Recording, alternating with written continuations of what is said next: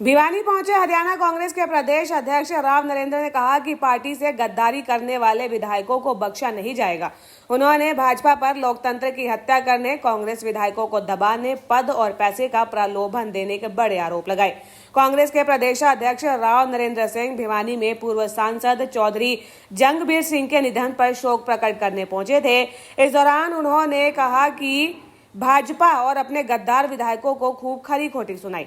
राव नरेंद्र ने कहा कि राज्यसभा चुनाव में भाजपा ने लोकतंत्र की हत्या की, जिससे कि पूरे देश में भाजपा की बदनामी हो रही है। उन्होंने कहा कि भाजपा ने हमारे विधायकों को तोड़ने के लिए घिनौना खेल खेला। धन बल के सहारे भाजपा ने बाहुबली को खड़ा किया।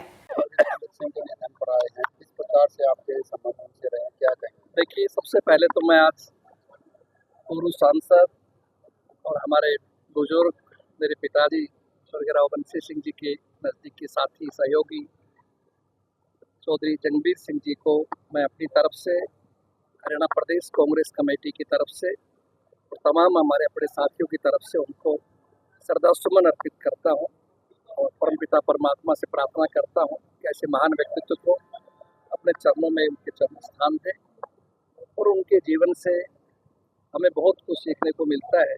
किस तरह किसान के परिवार में पैदा होकर के देश की सेवा करके सेना के अंदर फिर राजनीति में आकर के यहाँ समाज सेवा के माध्यम से लोगों के बीच में रहे, सांसद के रूप में भी इस इलाके की सेवा करने का मौका मिला और उसके बाद भी सक्रिय रूप से जुड़े रहे। व्यक्तिगत मेरे ऊपर भी उनका बहुत आशीर्वाद रहा। भाई कमल जी परिवार सभी जो उनके कार्यों को आगे बढ़ा रहे हैं, मुझे खुशी है इस बात की। और आज उनके नहीं रहने से नो डाउट हम सबको, न केवल भिवानी को अभी तो हरियाणा को एक बहुत बड़ी क्षति हुई। अगर हम बात करें राज्यसभा में जो खेला हुआ है उसको लेकर कांग्रेस कहीं ना कहीं माने कि संभल नहीं पा रही है। नहीं, कांग्रेस तो संभल गई। कांग्रेस तो इस बात खुशी मना रही है कि हमने भारतीय जनता पार्टी की लाख कोशिश के बावजूद जो उन्होंने प्रलोभन दिए, जो उन्होंने दबाव डाला, उन सब के बावजूद हमारा उम्मीदवार जो एक साधारण परिवार से, एससी समाज से, दलित समाज से जिसको मौका दिया हमारे नेता आदरणीय राहुल गांधी जी ने, आदरणीय खड़गे साहब ने देश की सबसे बड़ी पंचायत में पहुंचाने का, वो हमारे बहादुर ईमानदार विधायकों के माध्यम से चुनाव जीते हैं। भारतीय जनता पार्टी का घिनौना खेल आपके सामने आया, आपने देखा। 2 सीटें थी, आराम से एक सीट बीजेपी जीतती, एक कांग्रेस जीतती, लेकिन किस तरह से भारतीय जनता पार्टी ने धन बल के ऊपर बाहुबली व्यक्तियों को मुकाबले में खड़ा करके चुनाव को खराब करने की कोशिश की।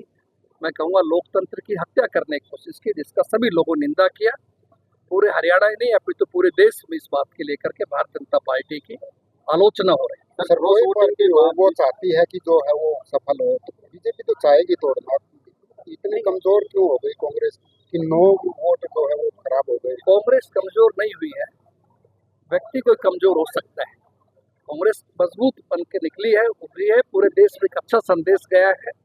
और जिन लोगों ने कांग्रेस पार्टी के साथ अनुशासनहीनता की है, क्रॉस वोटिंग की है, उनके खिलाफ सख्त कार्रवाई की जाएगी। ये मैं आपको नोटिस दे दिए गए हैं, उसके बाद नोटिस अकेले तक सीमित रहेगा, आगे कोई डिसिप्लिन कैसे क्रिएट होगा? फैसला नहीं। देखिए, ये मामला अनुशासन समिति के पास हमने डेफर कर रखा है। अनुशासन समिति बनाई हुई है, उनके पास ये मामला है। संभवतः 3 तारीख को उनकी मीटिंग है, उसके बाद हमें अपनी रिपोर्ट देंगे और उस रिपोर्ट पे कार्रवाई की जाएगी। सर, आपने कहा प्रलोभन दिया, कितना प्रलोभन दिया, कितने विधायकों को प्रलोभन दिया? आपके सामने देखा आपने, 5 विधायकों से क्रॉस वोटिंग कराया गया, उनके ऊपर दबाव भी डाला गया, टेलीफोन भी किया गया, पैसे का भी लालच दिया गया, पदों का भी लालच दिया गया। ये सब आपके सामने आई, मीडिया के सामने बातें आई है। हुड्डा साहब आए थे, वो कह रहे थे कि किसी को प्रलोभन नहीं दिया गया, मेरे पास कोई फोन नहीं आया। हुड्डा साहब के पास थोड़ी आना था, तो विधायकों ने बताया हमें, जो हमारे साथ थे, उन्होंने दिखाया कि हमारे पास फोन आ रहे हैं। हुड्डा साहब हमारे साथ नहीं थे, इसलिए उनको इस बात का नहीं पता होगा। बाकी तो मैं समझता हूँ विधायकों ने शिकायत की है। एक नरेश सेलवाल जो हमारे विधायक है एससी समाज की, उसको खुद मैंने न्यूज़ पढ़ी है, और भी कई साथियों ने दिखाया। शायद आपके जिले के भी साथी वैसा तो मुझे शो कर रहे थे, साहब हमारे पास मैसेज आया। आप मुखिया है कांग्रेस के हरियाणा के, तो आप की बात नहीं, कितने पैसे किसको दिए गए, आंकड़ा क्यों नहीं आ रहा? पैसा की बात मेरे सामने कैसे आएगी? कांग्रेस सामने आपके विधायक तो उन लोगों को ऑफर की जा रही थी, भारी भरकम राशि दी जा रही थी। मैं इतना ही कह सकता हूँ इस विषय में। बाकी इतना जरूर कह सकता हूँ कि कांग्रेस पार्टी पूरी तरह से अनुशासन रखेगी। जिन लोगों ने पार्टी से गद्दारी की है किसी भी सूरत में उनको बख्शा नहीं जाएगा, ये बात मान सर कोई सख्त संदेश नहीं गया है क्या इस्तेमाल के? कोई इस प्रकार का कुछ आया नहीं है? नहीं जाएगा। कांग्रेस की चक्की थोड़ा धीरे चलती है लेकिन बारीक पीसती है। आप मान के चलिए कि 100% जाएगा, 100% उनके खिलाफ एक्शन भी होंगे, लेकिन एक लोकतांत्रिक सिस्टम है, प्रक्रिया के तहत होते हैं, 100% होना ही होगा। एलपीजी और फ्यूल की जो क्राइसिस है उसको लेकर क्या करें? देखिए मैं ये कहूँगा, आज भी मैं न्यूज़ पढ़ रहा था, कॉमर्शियल सिलेंडर्स में आज शायद फिर बढ़ोतरी कर दी गई, 218 रुपये कितने रुपए की गई। पिछले 3 महीनों में 500 कुछ रुपए की बढ़ोतरी कर दी, जनवरी में किया, फरवरी में किया, फिर अब मार्च में कर दिया। तो इस तरह से कॉमर्शियल सिलेंडर बढ़ोतरी की वजह से आम जनता को, खासतौर तो गरीब आदमी था, कोई चाय की दुकान वाला, कोई रेस्टोरेंट वाला, ये सब लोग प्रभावित हुए। यहाँ तक कि बड़ी जो इंडस्ट्रीज वगैरह थी उन पे भी नुकसान फर्क पड़ा है।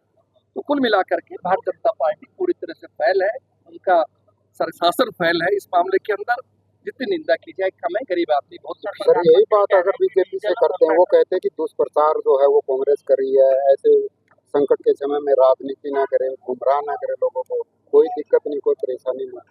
आपके सामने है, हम नहीं राजनीति, आप रेट मत बढ़ाए, आपने टैक्स घटा दिया 10 रुपए का, किसके फायदे के लिए? कंपनियों के फायदे के लिए, जनता का फायदा नहीं किया। जब आप टैक्स लगाना जानते हैं तो हटाना चाहिए, रेट सस्ता करना चाहिए था। तो ये आपके सामने, आप खुद इस बात का विचार करें। सर कल तो सामने रैली थी, सीएम साहब आए थे, आपकी नेता रही किरण चौधरी, उन्होंने कहा कि कांग्रेस के समय हमें लड़कर जो है वो विकास करवाना पड़ता था, उड़ा इस तरह मौत भी नहीं करते थे। अगर इसी तरह अगर ये भेदभाव ना होता तो कांग्रेस नहीं आती। अब 20-30 साल कांग्रेस आने वाली नहीं है। देखिए किसी के कहने से कांग्रेस रुकने वाली नहीं है। रही बातचीत ये कि कांग्रेस ने क्या किया नहीं किया, वो विकास सबके सामने है, लेकिन भारतीय जनता पार्टी के झूठे वायदों की वजह से, लच्छेदार भाषणों की वजह से जनता को गुमराह किया गया। अब वो समय चला गया। अब की बार भी अगर ये वोट चोरी नहीं होती, 100% हरियाणा में सरकार बन रही थी। आप खुद इस बात को जानते हैं, मीडिया जानता है सारी बातों को। इसलिए और कांग्रेस समय में बहुत विकास हुआ। खुद हमने आपके पड़ोस के अंदर बैठे, आपके भिवानी के अंदर जो यूनिवर्सिटी बनी, हॉस्पिटल्स का उद्धार हुआ, और हमारे यहाँ पाली के अंदर जो आपके नज़दीक पड़ेगा सेंट्रल यूनिवर्सिटी खोली गई, नारनौल में आयुर्वेदिक मेडिकल कॉलेज बनाया गया, कहीं बाईपास बनाया गया। हर विधानसभा में करोड़ों करोड़ों रुपए के काम हुए हैं। इसलिए जो हुआ उनको मानना चाहिए। सर वो सॉरी, राहुल गांधी ने कहा दादरी में, दादरी का नाम लिया, दादरी कैंडिडेट जो आपकी रही थी उन्होंने तो वो याचिका ही वापस ले ली।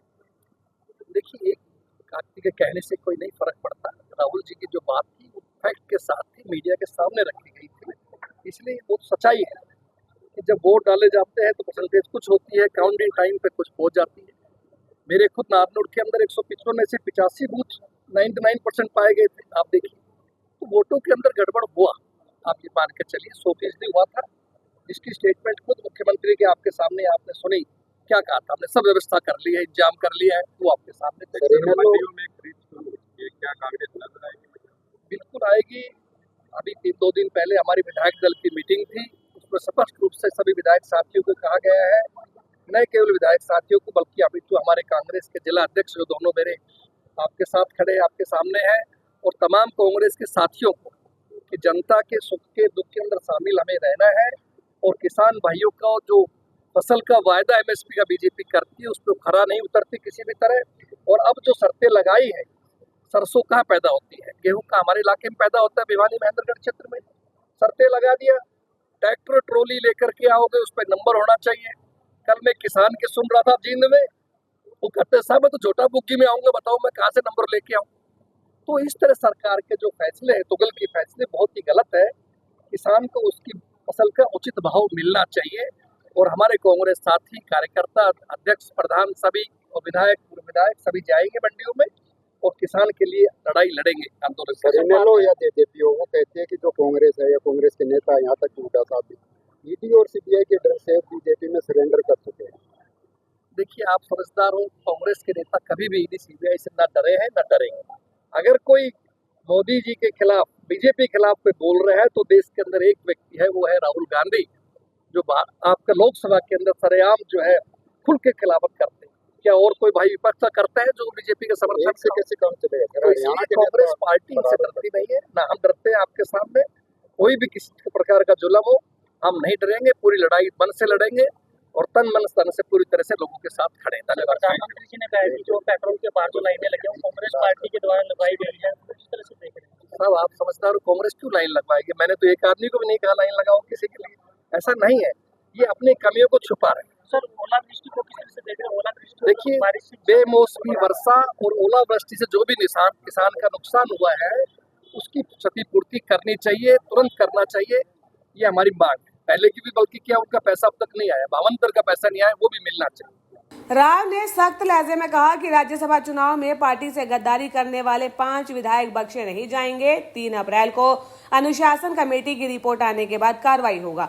भाजपा की राज्यसभा सांसद किरण के द्वारा कांग्रेस पर भेदभाव के आरोपों पर बोलते हुए राव नरेंद्र ने कहा कि भाजपा ने झूठ व लच्छेदार भाषणों से लोगों को गुमराह किया है।